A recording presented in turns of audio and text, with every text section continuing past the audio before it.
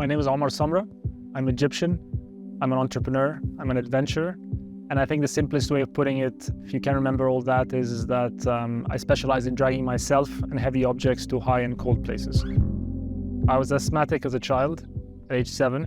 I got diagnosed at age 11 with severe chest asthma, which basically dictated my early childhood. I was, the guy who was never, picked on the sports teams. I had very low self-esteem because of it.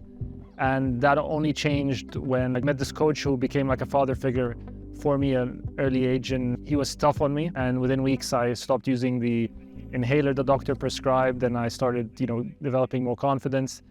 And that basically put me on a trajectory that when I was 15 years old, I went to Switzerland and saw my first mountain. It was the first time I had seen snow. When I was about 21 years old, I got into investment banking. I realized that the environment I was in was crippling me.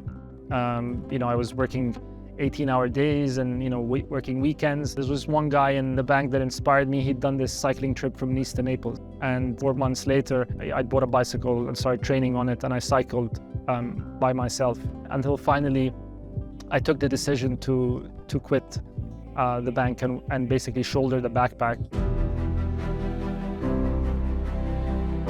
So obviously I embarked on this 1-year-long journey. I learned so much from it, and that was the seed where I climbed so much in that year that I think it elevated my climbing, and it gave me the kind of hope and confidence that, I could, by following a certain trajectory, I could get one day to be able to fulfill that childhood dream of climbing Mount Everest, and being the first Egyptian also to climb the highest mountain in every continent, to ski onto the North and South Pole, climbing 3 unclimbed mountains and getting to name them, attempting to row across the Atlantic. Also, like on the personal front, being able to switch careers, being able to eventually start up my own company.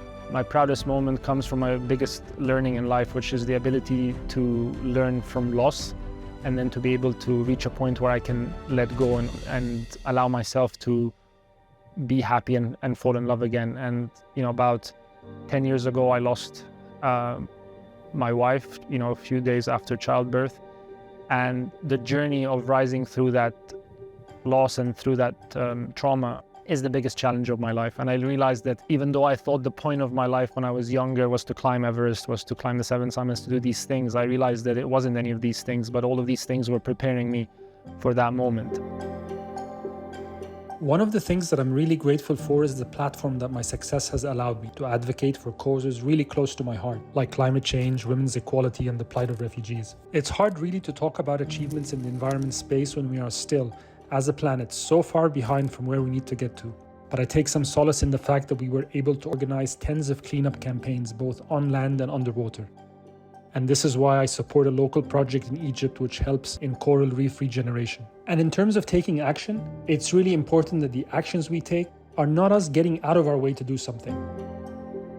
That's why at WG we work on reducing our carbon footprint and also raising awareness to our clients, taking them close to nature, making them fall in love with it. And when they do, they become the biggest custodians, advocates, and protectors of it.